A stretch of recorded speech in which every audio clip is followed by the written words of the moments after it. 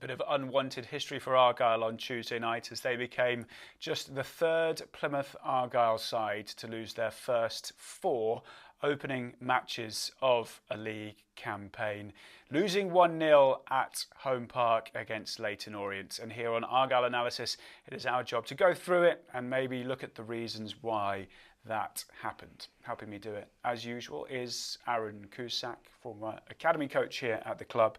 And Aaron, the bad start has just got a little bit worse. It's been compounded, isn't it? And it's led to what is now a spiralling situation where people can't see the wood through the trees and they can't seem to see where 3 points might come from. And that's just heightening the pressure with everything that's associated to the club at the minute. The one slight saving grace potentially could be to use Tuesday's opponents, Leyton Orient, as an example. Last season they lost their opening 4 matches and went on to reach the playoff final. Now we're not saying that will happen with Argyle, who knows, but it is the only thing I suppose that some people can hang on to at the moment, including Tom Cleverley maybe and the coaching staff and the players, that it is only 4 games into the season. However, they will want to get their season off and running sooner rather than later, won't they? Absolutely, and the longer it goes, the more difficult, or the longer it goes on, the more difficult it becomes about trying to chase that elusive first win. And it's, you know, it is only 4 games, and I appreciate that, and you said the same thing, but the fact that it's the opening 4 makes it feel worse. But if, for example, you go on an unbeaten run of 10 games over the next 2 or 3 months, then it doesn't look as severe. But at the minute, it's the fact that, again, the manner of how they're losing games seems to be the issue, which people can't seem to forget.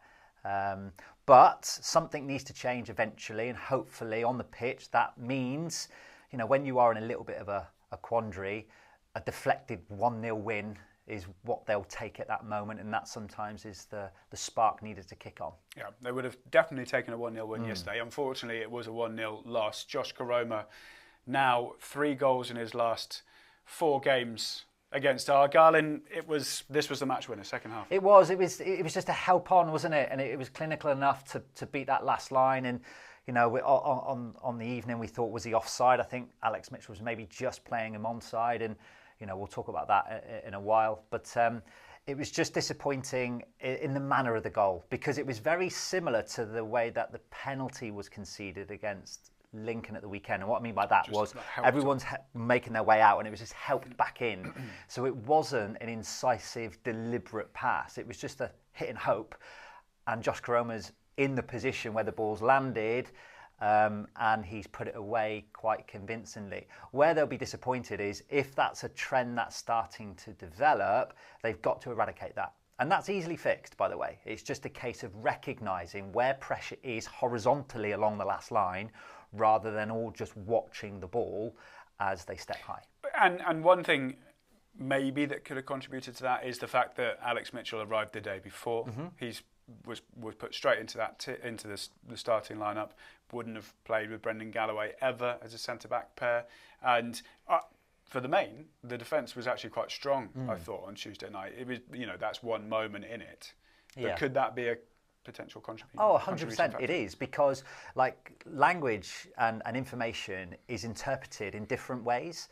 So a hold the line moment for Galloway might be different to what Mitchell's used to currently. So therefore there's going to be a little bit of a disconnect. What they need is time on the training pitch to develop relationships so that they know collectively what a starting line looks like, and that will come in time. We've got to be patient. At the minute they're playing Saturday, Tuesday, so there is no time. And that will eventually iron itself out. You know, they're good enough players to identify where the threat along the last line will be. So it's just a case of sticking with it and allowing those relationships to build as we move forward. Yeah, that goal came in the second half, pretty much halfway through the second half, and the game ended in a bad way for Argyle. But if you go back to the beginning of the game, and this is something that Tom Cleverley was talking about before the match, about trying to maybe see some of that stuff we saw at the end of the Lincoln performance bleed into this performance and push Argyle on, certainly going forward. There were some glimpses, and in fact the first little part of the game looked quite good for Argyle. First 15 minutes, I thought they were really bright and they were working the ball really well. And I felt, Charlie, they got a lot of joy working the ball wide to then really cut through Leyton Orient's backline in and around the wide areas of the box. So we've got Such, we've had Amici, and we've got a combination with Teague and Finn here. So 2 passes that go forward, break lines. And Such continues his run and he goes into the wider area of the box, and that was some joy that they got in the opening section of the game. But they also got some joy against Lincoln on Saturday in those areas as well. So there's another moment here with Barley Mumba. So the pass goes forward. Barley Mumba attack the space that is behind the shoulder of, I think, Omar Beckles in this instance. Attack that red area. We talk about the red zone. That's not the red zone, but that's the red area. Getting into an area that causes chaos. You know, and it's just a little bit of a disconnect between him and Teague and Finn. Another moment here in Amici. Your primary aim is to get into the box. If you get into the box, it means defenders cannot make a tackle. So drive into the box, get into that area there, and you look at Caleb Watts in the middle, just drifts off, and he just doesn't get enough speed on the contact, does he? It's the right technique to hit down, and it just isn't hard enough to take it into that corner. And you know, these were kind of bright moments. But talking about Benarouz, who I thought had a really good game, on another day, if he really goes, hell for leather, get on that last line, could he be slipped into that red area there we were alluding to?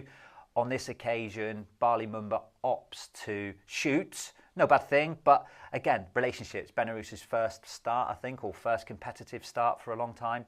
So just building those relationships as we go forward. Yeah, and the trick will be, you know, to put together that kind of style of play or that amount of pressure for a longer period of time.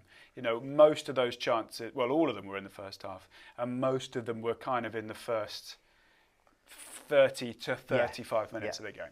Yeah, they were. And that's where I felt that they needed to capitalise. We've said on previous shows, Charlie, and they'll be aware of this, they've got to capitalise when they have dominant spells of play. So go back to the opening game of the season against Barnsley. They were dominant for the first 15 minutes. They didn't capitalise. They found themselves a goal down. On last night, I know Leyton Orient didn't score until the second half, but they didn't capitalise in that opening section. And that's when we talk about words like ruthless and being, you know, conviction in that final third and ruthless and whatnot. But they've got to capitalise. But you've got to get in those areas more often to allow chances to be fashioned out, leading to hopefully converting more often.